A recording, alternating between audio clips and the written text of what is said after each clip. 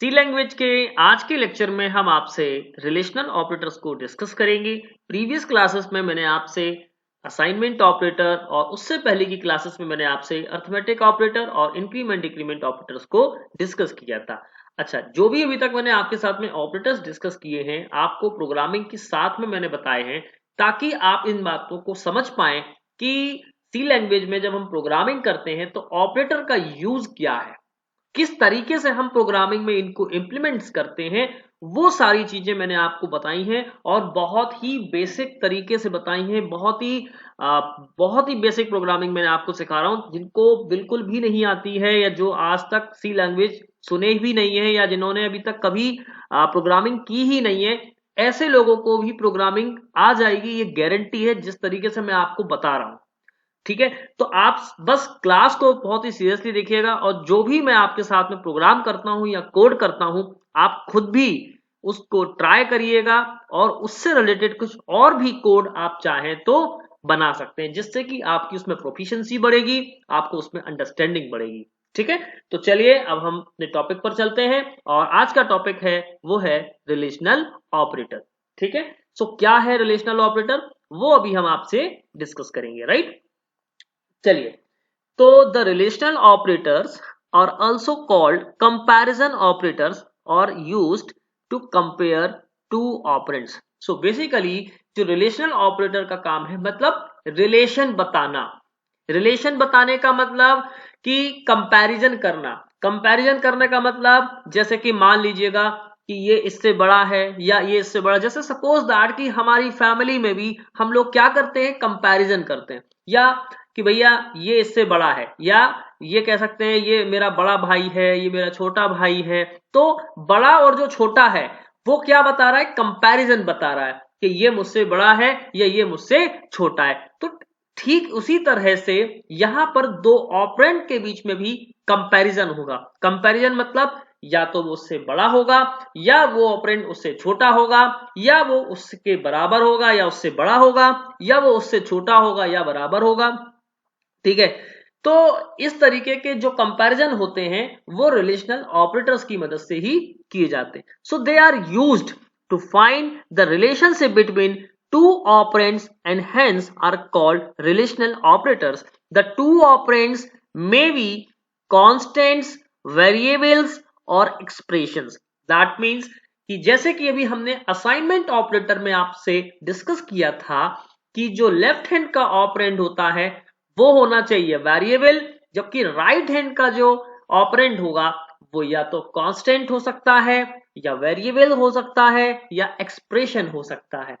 तो यहां पर भी जब हम रिलेशनल ऑपरेटर की बात कर रहे हैं तो रिलेशनल ऑपरेटर में क्या क्या होना चाहिए, दोनों ऑपरेंड या तो वो कांस्टेंट हो सकते हैं या वो वेरिएबल्स हो सकते हैं या फिर एक्सप्रेशंस हो सकते हैं। अभी मैं आपसे एग्जांपल के थ्रू इस बात को डिस्कस करूंगा। ठीक है, चलिए आगे देखते हैं। The relationship between these two operands result in true.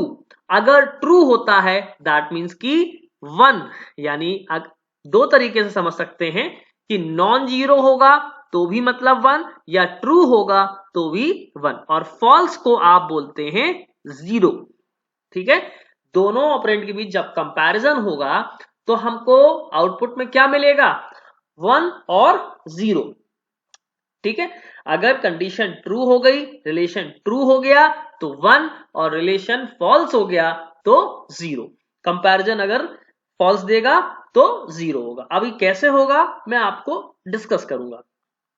The relational operators and the meaning associated with them are shown in the following example. देखिए, ये है लेस देन का ऑपरेटर।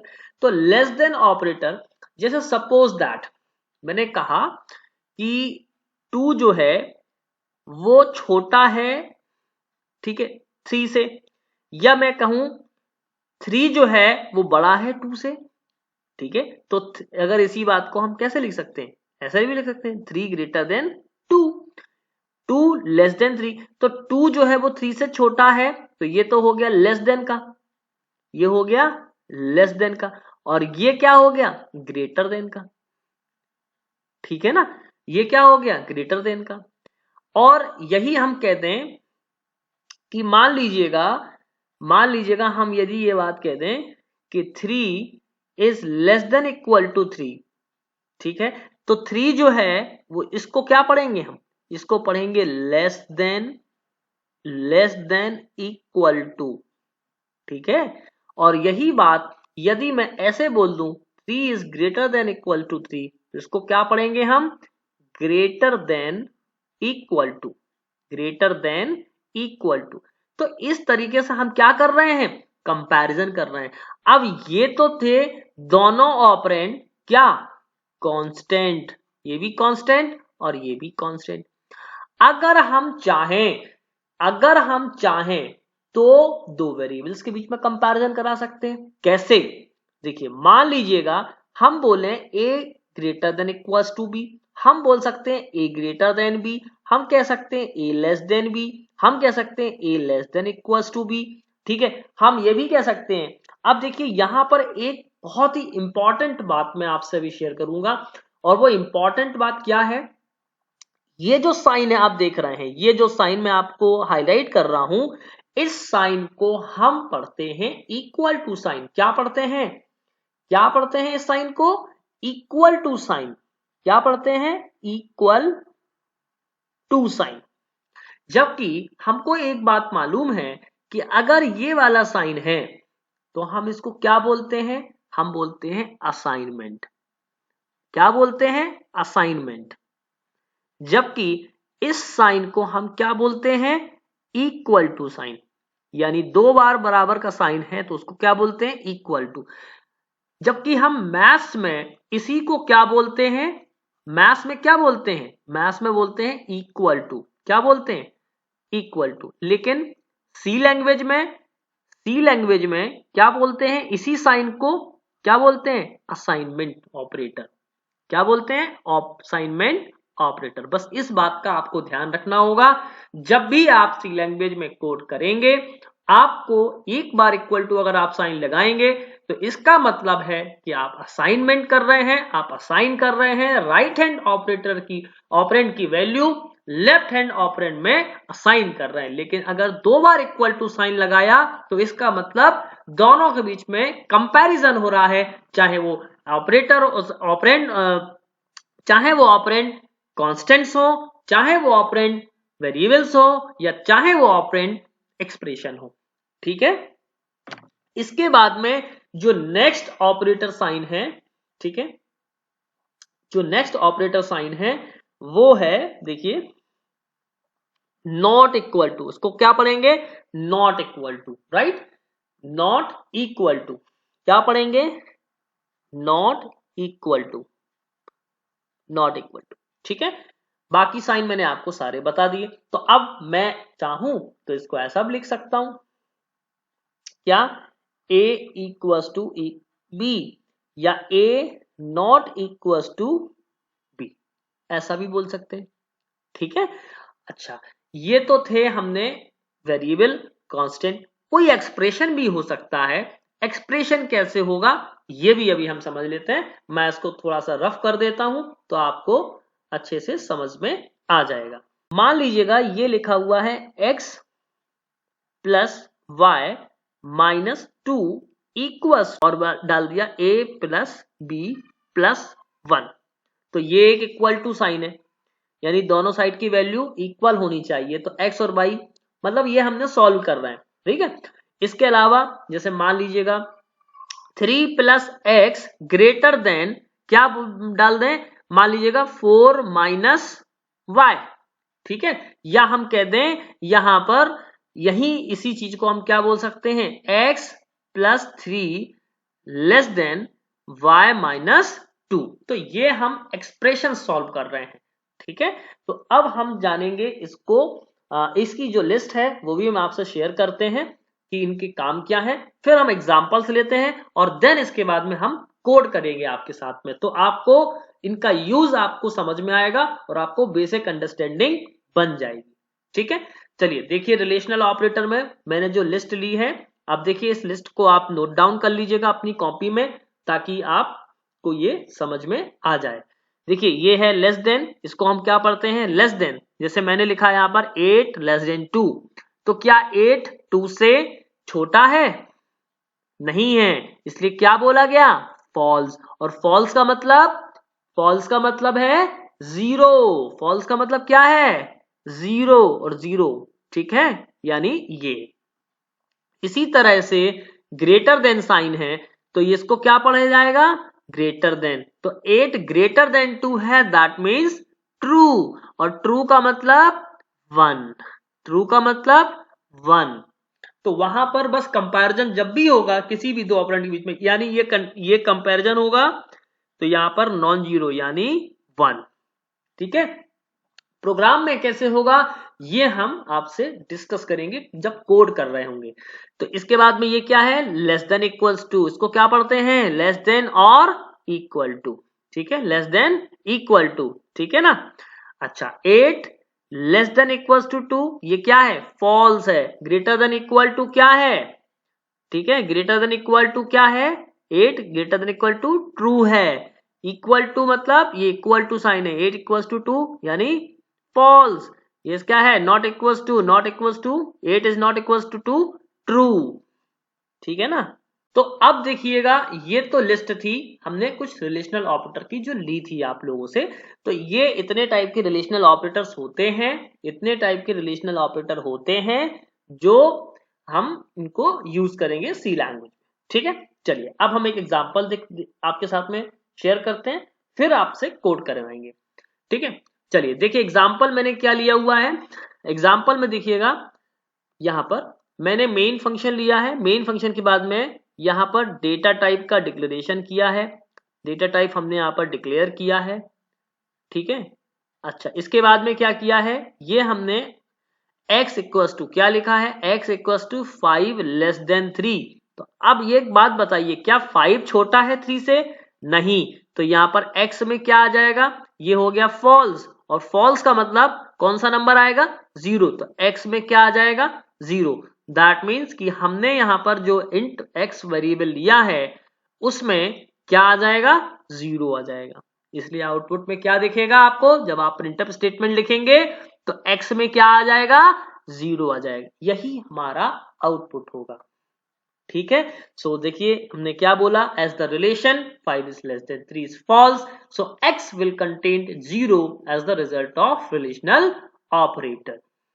अब देखिएगा, जो एसोसिएटिविटी का रूल है वो है लेफ्ट टू राइट, यानी लेफ्ट में जो पहले लिखा होगा उसकी एसोसिएटिविटी यानी उसकी प्रायोरिटी पहले होगी।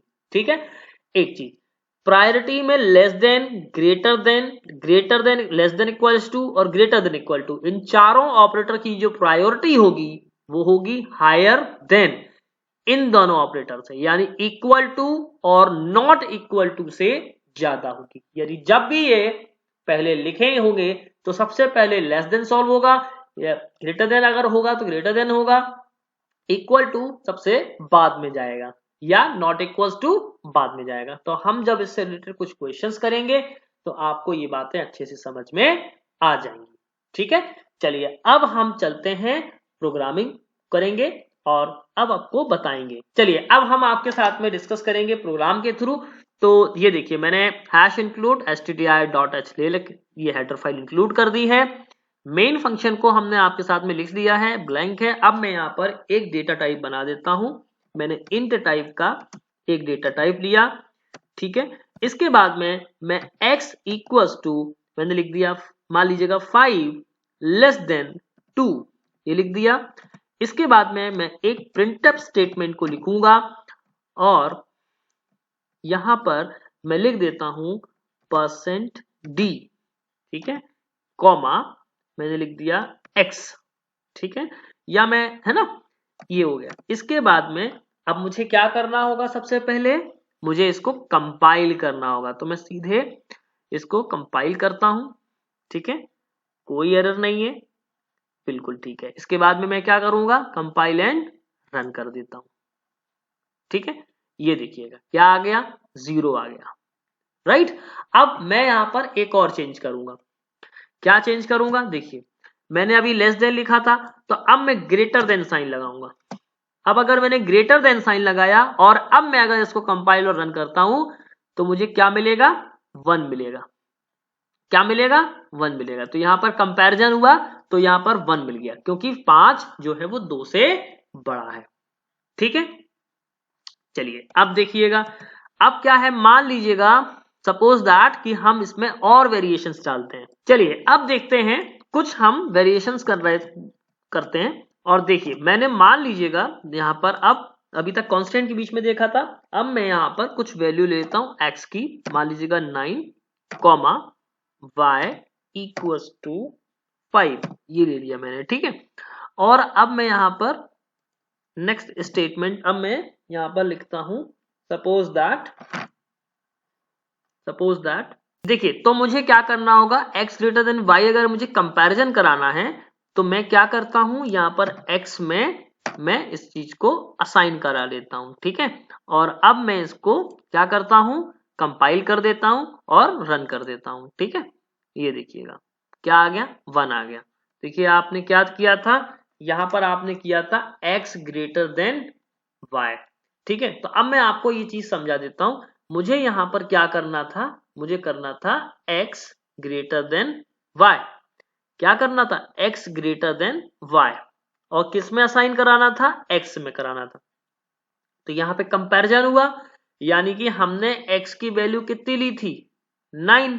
तो 9 ऑब्वियसली बड़ा है किससे, 5 से। तो यहां पर क्या हो गया, ट्रू, और ट्रू का मतलब क्या, 1। तो x में क्या आ गया, 1, यानी यहां पर जो वेरिएबल था x में क्या आ गया, 1। ठीक है ना, और वही हमने प्रिंट करा दिया। जबकि पहले x की वैल्यू क्या थी, पहले x की वैल्यू और y की वैल्यू क्या थी, ये थी 9 और ये था 5, लेकिन हमने उसी नाम का वेरिएबल लिया जिसमें ओवरराइट हो जाएगा और क्या आ जाएगा, 1 आ जाएगा। ठीक है, तो इस तरीके से यहां पर कंपैरिजन होंगे। ठीक है, ओके, चलिए आगे देखते हैं।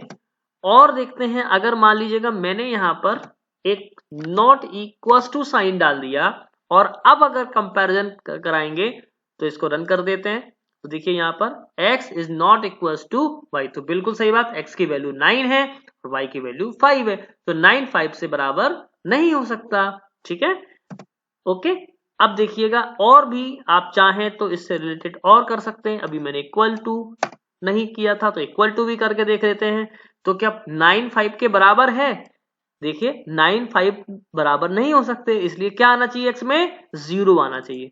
देखिए कंपाइल किया और ये क्या आ गया, 0 आ गया। ओके, तो इस तरीके से हम इसमें वेरिएशंस कर सकते हैं। ठीक है, तो जब आप इससे रिलेटेड और भी क्वेश्चंस करेंगे तो आपको और अच्छे से ये बात समझ में आएगी। ठीक है, ओके, अब एक चीज और कर देते हैं, मैंने ग्रेटर देन इक्वल टू भी करके दिखा देता हूं आपको। जैसे मैं ये ग्रेटर देन इक्वल टू ले रहा हूं, x greater than equal to y, तो अब इसको भी सॉल्व कर देते हैं। तो ये क्या होगा, देखिए इसमें भी आ जाएगा 1, क्योंकि हम क्या करने वाले हैं, क्या करने वाले हैं, x greater equal to y। ठीक है, इसलिए 1 आया, तो बिल्कुल 9 बड़ा है ऑब्वियसली, तो इसलिए 1 क्या आ जाएगा, 1 आ जाएगा। यहीं अगर हम लेस देन इक्वल टू करेंगे और फिर कंपाइल रन करेंगे तो ये हो जाएगा 0। तो इस तरीके से हम लोग रिलेशनल ऑपरेटर को कंप्लीट करते हैं, और हमने आपके साथ में कुछ कोड्स भी किए हैं, इनके साथ में आप प्रैक्टिस भी करिए, आप खुद भी इन कोड को बना करके देखिएगा, और भी आप अपने मर्जी से कोई भी वैल्यू ले सकते हैं, कुछ भी कर सकते हैं। तो आपको एक चीज बेसिक सिंटेक्स जो है वो समझ में आएगा, तो रिलेशनल ऑपरेटर का जो स्ट्रक्चर है वो भी आप उसको समझ पाएंगे। ठीक है, तो इस तरीके से हमने रिलेशनल ऑपरेटर को फिनिश किया। आई होप कि आपने काफी इंजॉय किया होगा। नेक्स्ट क्लास में मैं आपसे लॉजिकल ऑपरेटर को डिस्कस करूंगा। Thank you.